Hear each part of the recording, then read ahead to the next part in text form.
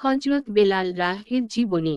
নবী করিম এর মুয়াজ্জিন বিশিষ্ট সাহাবী হযরত বেলাল এর পরিচয় ও জীবনী নিম্নরূপ। ১. নাম ও পরিচিতি। তার নাম বেলাল, উপনাম আবু আব্দুল্লাহ, আবু আব্দুর রহমান, উপাধি মুয়াজ্জিনুন নবী তার পিতার নাম রাবাহ এবং মাতার নাম হামামা। তিনি ছিলেন হাবশী বংশোদ্ভূত একজন কৃতদাস। তার মনিব ছিল উমাইয়া ইবনে খালফ। ২. জন্মগ্রহণ। তিনি মহানবী এর নবুয়ত লাভের ১৭ বছর পূর্বে মক্কা নগরীতে জন্মগ্রহণ করেন। তার গায়ের রং ছিল কালো। ৩. ইসলাম গ্রহণ। হযরত আবু বকর এর হাতে ইসলামের প্রথম যুগেই তিনি মুসলমান হন। ইসলামের বিপ্লবী কালেমা গ্রহণ করার পর যে ৭ জন ব্যক্তি প্রকাশ্যে ইসলাম গ্রহণের ঘোষণা দিয়েছিলেন, তিনি ছিলেন তাদের অন্যতম। ৪. ইসলামের জন্য ত্যাগ। ইসলাম গ্রহণের অপরাধে তিনি উমাইয়া ইবনে খালফ কর্তৃক নির্মম নির্যাতনের শিকার হন। তাকে প্রচণ্ড সূর্যতাপে মরুভূমির তপ্ত বালি ও পাথরের উপর করে শুইয়ে রাখা হতো, গলায় রশি দিয়ে মক্কার অলিতে গলিতে ঘুরানো হতো এবং বুকে পাথর চাপা দিয়ে রাখা হতো।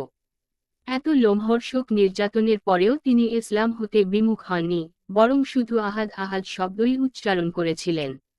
৫. দাসত্ব মুক্তি। হযরত আবু বকর তাকে ক্রয় করে আজাদ করে দেন।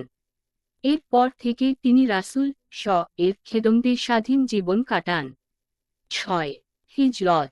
হযরত বেলাল রাসূল এর সাথে মদিনায় হিজরত করেন। ৭. মুয়াজ্জিন হিসেবে মর্যাদা লাভ। হিজরতের পর তাকে নামাজের আজান দেওয়ার জন্য মদিনায় মুয়াজ্জিন হিসেবে নিয়োগ করা হয়। তার মধুর কণ্ঠে ধ্বনিত আজান শুনে মুসলমানগণ আবেগপ্রবণ হয়ে মসজিদে নববীতে ছুটে আসতেন। ৮. জেহাদে অংশগ্রহণ।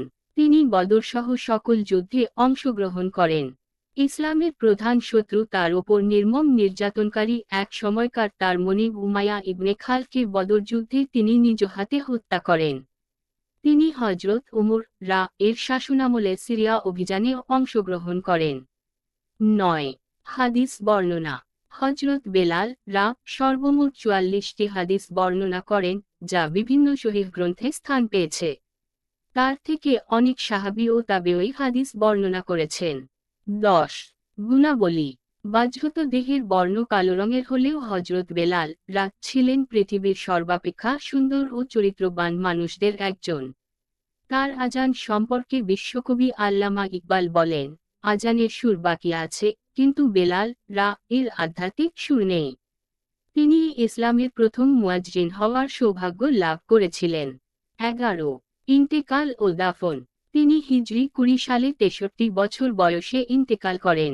তাকে দামেস্কের বাবুস সগীর অথবা ইলব এর অদূরে বাবুল আরবাইন নামক স্থানে সমাহিত করা হয়। আরও পড়ুন।